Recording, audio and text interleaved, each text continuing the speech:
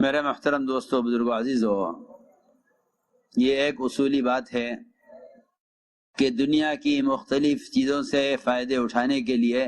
مخصوص طریقے ہیں۔ دنیا کی مختلف چیزوں سے فائدے اٹھانے کے لیے مخصوص طریقے ہیں۔ دوا کیسے استعمال کی جائے گی، یہ مشین کیسے چلائی جائے گی، یہ گاڑی کیسے چلائی جائے گی، دنیا کی جتنی بھی چیزیں ہیں ان کے استعمال کے مخصوص طریقے ہیں۔ اگر ان طریقوں میں ذرہ برابر بھی فرق آ جائے تو ان سے وہ فائدہ حاصل نہیں ہوتا بلکہ بڑا نقصان ہو جاتا ہے، مشین ضائع ہو جاتی ہے، فائدہ حاصل نہیں ہوتا۔ آپ جانتے ہیں ہر مشین کے ساتھ ایک کتاب آتی ہے کہ اس مشین کو استعمال کیسے کرنا ہے، اس کو تفصیل سے دیکھ کر غور کر کے پڑھا جاتا ہے، اس کے مطابق اس کو استعمال کیا جاتا ہے۔ میں نے یہ بات اس لیے عرض کی ہے کہ وہ دنیا جس سے اللہ تعالیٰ کو نفرت ہے اور جو اللہ تعالیٰ ہر فاسق فاجر کو بھی دے دیتے ہیں، اس دنیا کے بارے میں جب یہ اصول ہے کہ اس سے فائدے اٹھانے کے لیے مخصوص متعین طریقے ہیں، تو جو دین اللہ کو محبوب ہے، وہ ہدایت جس کے لیے اللہ تعالیٰ نے انبیاء علیہ السلام کو بھیجا ہے اور ان کو ہدایت دے کر بھیجا ہے، یہ کیسے ممکن ہے کہ وہ ہدایت اور دین زندگی میں لانے کے لیے کوئی مخصوص طریقہ نہ ہو؟ ذرا غور کرنے کی بات ہے۔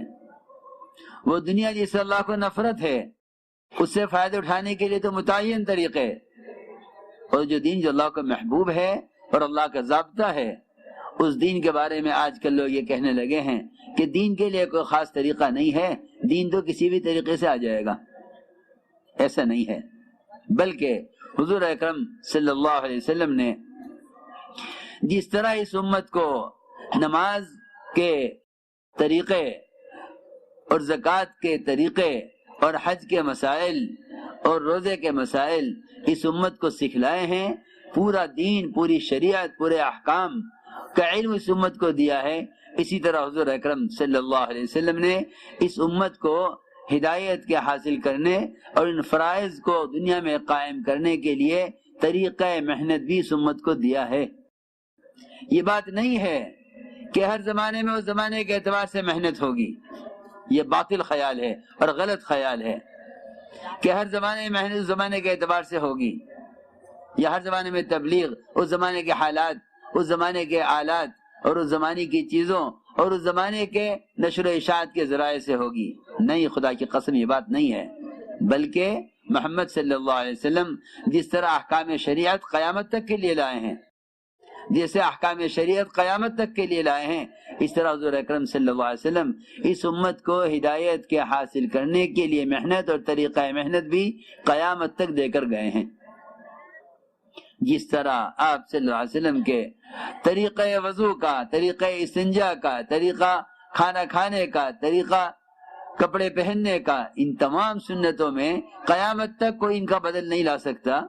تو جو نبی کی بعثت کا مقصد دعوت اللہ ہے، اس میں نئے طریقے کیسے لائے جا سکتے ہیں اور ان طریقوں کو کیسے بدلا جا سکتا ہے جب آپ کی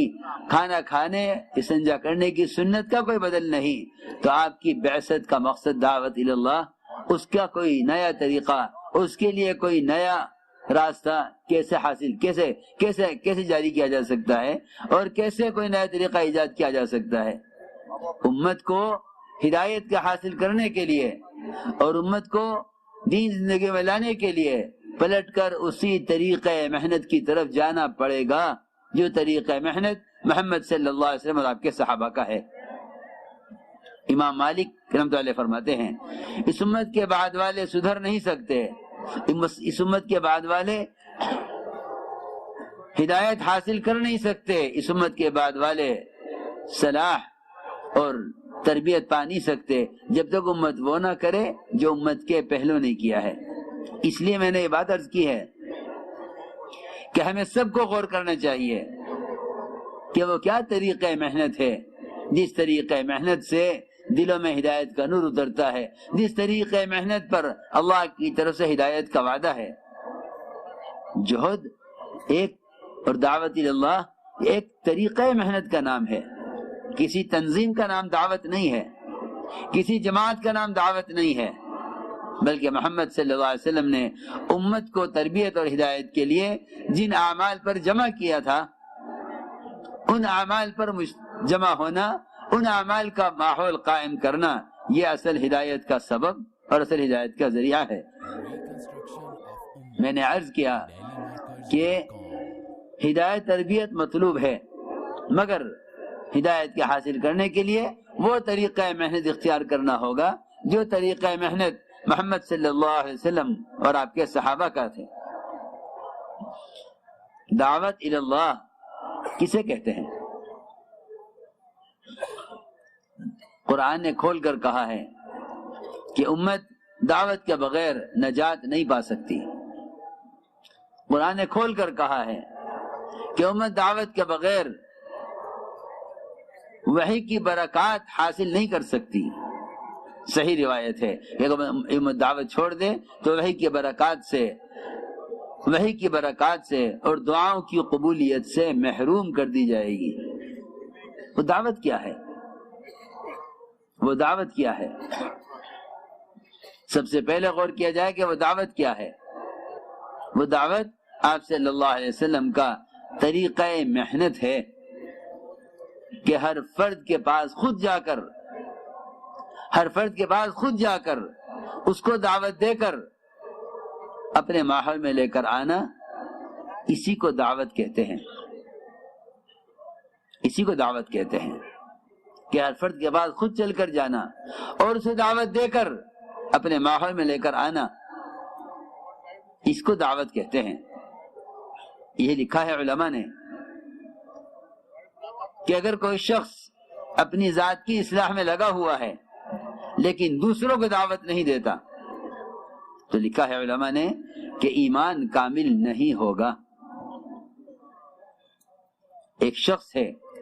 نماز پڑھتا ہے، روزہ رکھتا ہے، حج کیے ہوئے ہے، زکوٰۃ دیتا ہے، رمضان کے روزے رکھتا ہے، سنتوں کا اہتمام کرتا ہے، گناہوں سے بچتا ہے، لیکن اس کے ایمان کی تکمیل اور اس کے ایمان کا کمال اس میں ہے، اس کے ایمان کا کمال اس میں ہے کہ یہ دوسروں کو ان تمام احکام پر آمادہ کرے جو احکام محمد صلی اللہ علیہ وسلم لے کر آئے ہیں۔ ایمان کی تکمیل اس دعوت میں ہے، اور دعوت امر بالمعروف اور نہی عن المنکر ہے، لیکن یہ بات ذہن میں سب کے رہے کہ امر بالمعروف اور نہی عن المنکر، بھلائی کا حکم کرنا، برائی سے روکنا، اس کا ایک متعین طریقہ ہے اور امت اس طریقے کی پابند ہے۔ یہ نہیں کہ اس زمانے میں امر بالمعروف کا یہ طریقہ ہے، اگر خدا نہ کرے ایسا ہوا تو دین کی دعوت اور امر بالمعروف اور نہی عن المنکر جو اس امت کے ذمے